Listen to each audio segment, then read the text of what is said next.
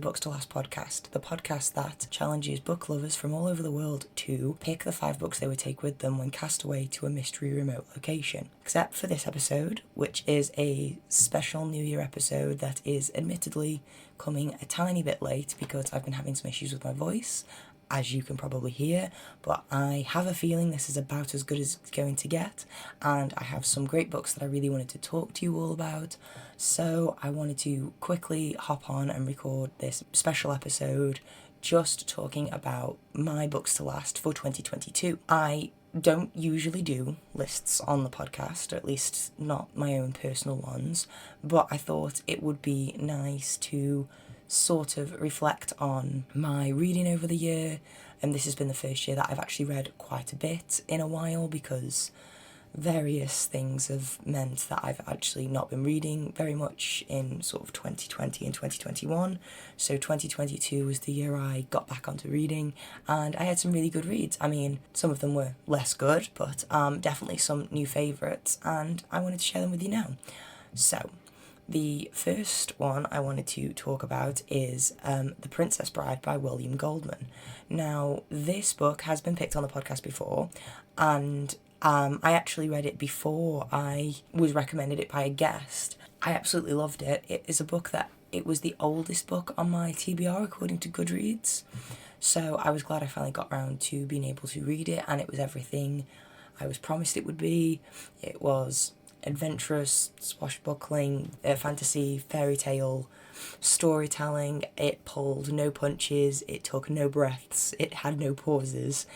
Everything, more or less, was action from start to finish, and it keeps up a pretty good pace. I really enjoyed the characters. The characterization was just excellent. Even the bad guys were just iconic. I can understand why this is such a beloved film and book by many people. I was telling Cheyenne, who was the guest who picked this for their list, that I hadn't seen the film, which was, I don't know how I've managed to miss it. I still haven't. I do need to. I'm not very good with watching movies. But the thing that took me the most by surprise in the book was that William Goldman writes it as if it is a abridged version of a past historical book that he remembers being told as a small child, and he is so convincing in his presentation as this being an abridged version of a larger novel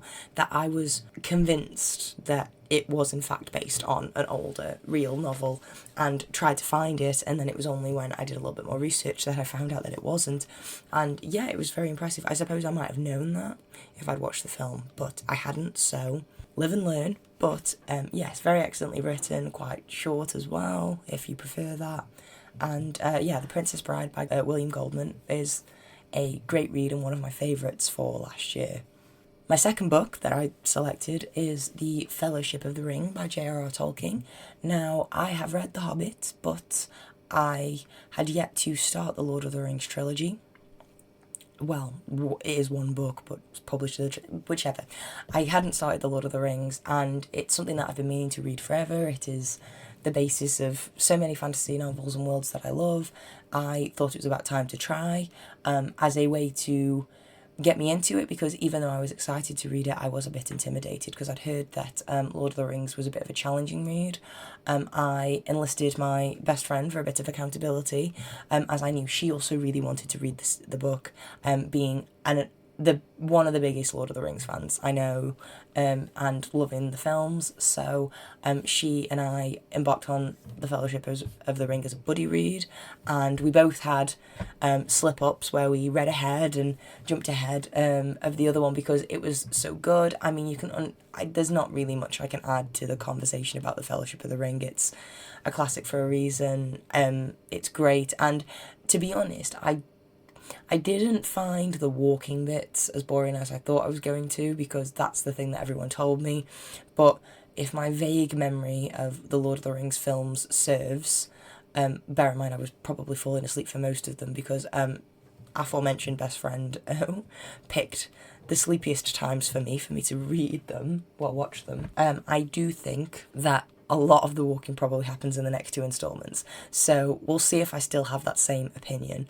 I think the audiobook that I had was also quite well produced as well. I kind of liked the narrator, but I have seen that Andy Serkis narrates them as well, so I don't know if I'm going to switch narrator for following books if I do go on an audiobook route with them. So stay tuned, but I'm looking forward to finishing the trilogy, hopefully, this year of 2023. The third book that I wanted to talk about, it was kind of difficult to pick, not because I wasn't sure, but because I was introduced to what I think is going to be an all-time favourite collection of books for me this year, something that I actually had never considered reading and picked up almost entirely on a whim, and they are the Jeeves books by P.G. Wodehouse. Now, I had obviously heard of Jeeves, I thought he was a butler. He is not a butler, he is a valet, he's a gentleman's gentleman. Yeah, I read 5 Jeeves books this year of, I think there's 13 of them, and I just loved every single one of them, but the one that I picked for this number 3 slot is Carry On Jeeves by P.G. Wodehouse, because I feel like it's a good collection of different Bertie Wooster and Jeeves stories. They cycle through a few different characters as opposed to staying in one. If you don't know, the Jeeves books have sort of 2 main styles. There is a extended story where the chapters are all part of one overarching plot, and then there may be sort of smaller tangents that go on in particular chapters, but mostly it's all following the same story. And then there's other ones that are slightly more anthology-like in terms of each chapter deals with maybe a slightly different adventure that is connected in some way to other ones, but isn't part of the same continuous narrative because it might jump around in time. Carry On Jeeves is an example of the latter. It has a lot of different characters. A few of them are more creative types and American characters from times that Bertie stays abroad. I really enjoyed it. These books make me laugh out loud. I find them hilarious. Stephen Fry has actually narrated a great deal of them on Audible. So if you do like audiobooks, they are a great one to pick up. If you like 20th century comedy or anything sort of set in the beginning of the 1900s, I also think it might be one to try out. I don't know, it's a really hard one because it feels like, I think the reason I've loved the Jeeves books is because they feel almost unlike anything I've read before, in a really good way, and I think that's why I like them. I also am starting to view them as very much as a comfort read when I want to escape from the real world. I find myself more and more wanting to pick up a Jeeves and Wooster story because it doesn't take place in the real world, even though it's very much grounded in reality. There's no magic or fantasy or that sort of element. Stephen Fry used the phrase that P.G. Wodehouse rains sunshine down on his characters, and that's really the case. Even though there are sort of antics and hijinks and all of that sort of thing going on in the books, they don't have high stakes. Realistically, the worst thing that's going to happen to any of the characters is they might have to do something radical like work for a living and get a job because they're going to get cut off by a wealthy relative who currently pays them an allowance to do whatever they please as long as they do as they're told every now and then. And some people may find that perhaps not very enjoyable, but for me, the books just read as so subversive to class and to that era and type of character. It feels so much like making fun of the ridiculous and acknowledging what is perhaps not necessarily the most serious, and they're just fun and they're just carefree, and it's like a big warm hug whenever I go back to one. So I've been enjoying the Jeeves books, and I wanted to recommend Carry On Jeeves by P.G. Wodehouse as a good starter if someone was interested in trying them.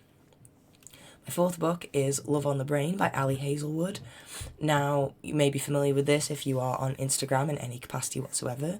Love on the Brain is the, not sequel, but it's part of the STEMinist romance series that Ali Hazelwood's put together, starting with the Love Hypothesis. and it follows B and Levi in their enemies to lovers, fake dating, grumpy sunshine dynamic. Now, I was not aware because I hadn't actually read The Love Hypothesis before this, but if you enjoyed The Love Hypothesis but haven't been sure about giving Love on the Brain a go, they are more or less the same book. So if you want something different, maybe not necessarily one you want to jump to straight away, but if you loved The Love Hypothesis, you'll probably love Love on the Brain as well. I read both of them. I enjoyed them both very much. I think I preferred Love on the Brain. I don't know if it's because I read it first or because I enjoyed the characters a little bit more, but it's just again fun, funny, engagingly written, and a great new romance book that I have added to my favourites, which is very rare because romance books don't usually make my all-time favourites. I like a lot of romance books, but they don't tend to have a lasting impact in a way that Love on the Brain did. I mean, the only other examples I can probably come up with is The Love Hypothesis by Helen Huang. So, Love on the Brain by Hazelwood if you like romance, if you like science. I kind of liked the academic element of it as well. Even though I'm not in academia, I've had sort of brushes with academia recently, and it was fun and funny to sort of have that inside look of, I don't know, how a scientist's brain might work and how their life might look. Although whether it's accurate, I probably couldn't say. But that's my fourth pick. And then my fifth and final book to last for 2022 is Much Ado About Nothing by William Shakespeare. Now, I've not read a great deal of Shakespeare, put as a caveat. I've read some of his more well-known plays for education, and I have been made a resolution to eventually get around to all of them. Probably not this year, but eventually. And Much Ado About Nothing, actually, I believe, may have been my first William Shakespeare play. Now, I don't count it as one that I'd read before because I hadn't actually read it. We went to see it for a school trip when I was about 11 years old, and we were given a passage to study to introduce us to the world of English literature at quite a young age and analysing it. But Much Ado About Nothing as a story kind of always stuck with me, and I wanted to revisit it because I remembered enjoying the parts that I had read. So I read it from start to finish this year, and I also read it alongside the BBC production of it on Audible, the BBC Audio. I should really get Audible to sponsor me because I mention them a lot. But yes, I listened to the BBC Audio version of it that stars my love, David Tennant. I adore him. He was my favourite Doctor. He's brilliant in absolutely everything he's in. And he played my favourite character, Benedict, and he was so good in it. And all of the other characters were just so well cast and performed, even in just an audio format without it on stage. It was excellent, and it was so funny, and I found it so easy to follow, even though I really struggle with Shakespeare at times. But I felt like I understood it completely, and it felt so just modern and funny. It's just so funny. I laughed so much, and I also, the stars so rarely align like this, but a local outdoor theatre venue had a small travelling theatre called Folksy Theatre, and I will link them in the notes, because if you're in the UK and can catch one of those shows, I definitely recommend that you do. They did such a good job. Again, laughing. So I went to see that show on my own and I had the best time. I just sat and I enjoyed it, and it was raining and I still enjoyed it, and it was amazing. And I loved reading the words alongside having watched and listened to it be performed by such talented actors and actresses, and being able to highlight all my parts. And I adore the chemistry and the relationship between Benedict and Beatrice. I think they have such great banter and back and forth, and it's so good. So yeah, Much Ado About Nothing, still probably my favourite Shakespeare. I did read Hamlet fairly recently, and it grew on me reading it not for education, but I still don't think, I think I struggle with tragedies maybe because the level, there's not a lot of levity by definition, so maybe that's just me. But yeah, so fifth and final book, Much Ado About Nothing. So to recap, my books to last for 2022 were The Princess Bride by William Goldman, The Fellowship of the Ring by J.R.R. Tolkien, Carry On Jeeves by P.G. Wodehouse, Love on the Brain by Ali Hazelwood, and Much Ado About Nothing by William Shakespeare. I do have a few honourable mentions because I did read a lot of books that I did thoroughly enjoy, but I don't necessarily know if I would reread many times over. Not for any deficiency on their end, I just don't know if I would.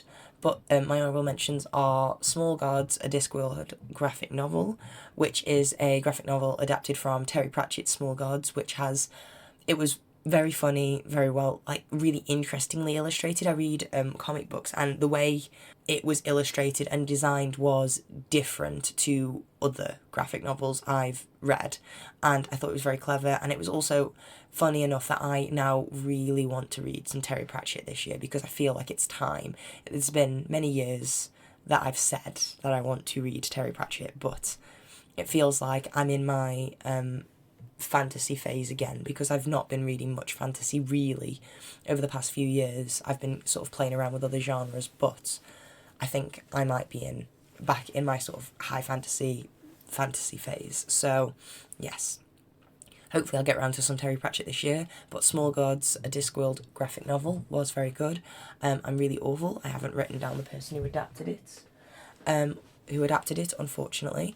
But I will list it below in the podcast description, so you'll be able to find it there. My second honourable mention is Love is Love, a comic book anthology to benefit the survivors of the Orlando Pulse shooting compiled by Mark Andreyko, I think, is how you say his name. I'm so sorry if I've gotten that wrong. I'm so bad at pronouncing things. Even when I Google them, I still can't quite get my head around it. So Love is Love is a comic book anthology. It was produced a few years ago to raise money for the survivors of the Orlando Pulse shooting, which you may or may not remember was quite a prominent news event when a shooter went into a gay club in Orlando and sadly killed many people. And Love is Love was a book that I think I'd wanted to read for a really long time, and I think I'd had it possibly for a really long time, and I just picked it up this last year, and it's a really hard-hitting set of stories in anthology. Some of them are really uplifting in a sort of hopeful way. Some of them are incredibly poignant in the messages that they show. Some of them are heartbreaking because they depict people's reactions, where they were, how they had to explain things. Some of them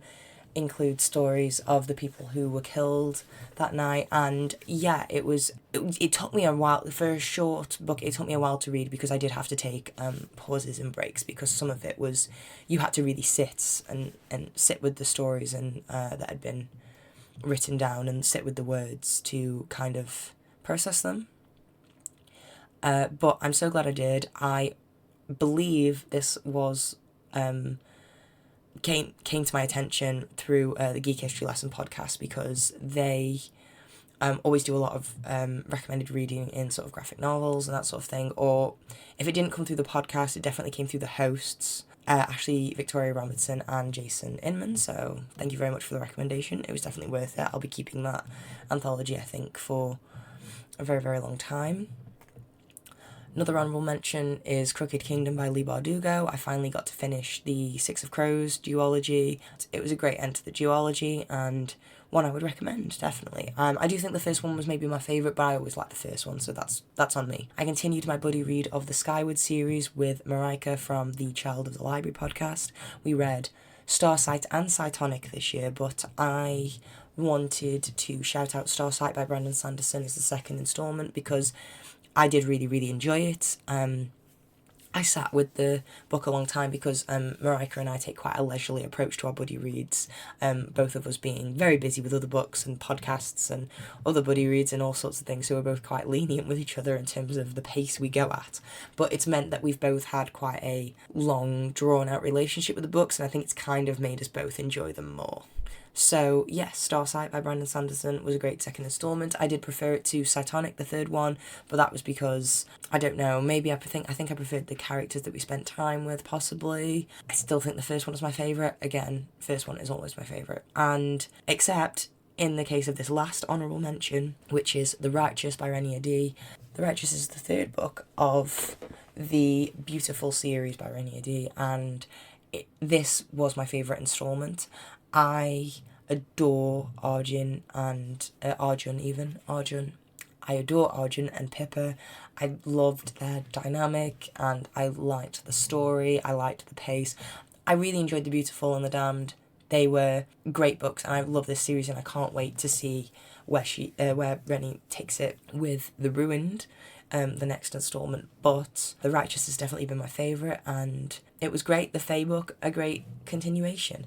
So it was a pretty good year for reading last year. I found a lot of things that I really liked, and hopefully 2023 has more great books to offer. So thank you very much for listening. Thank you very much for putting up with my croaky voice if you've managed to come this far. Hopefully it will be much better to record the intros for the exciting new episodes I've got coming. In this case, it will be next week because I took a week break to produce this one because of losing my voice. So you will be getting episodes 2 weeks in a row. Aren't you very lucky? I would love to hear, even though it is a little bit later in the year, if you read any really great books, books to last for you from last year, anything that surprised you, anything that just really stood out because you weren't expecting to like it, any new favourites, that would all be great to hear. I hope you check out some of my favourite books from last year. I do highly recommend all of them. And until next time, bye for now.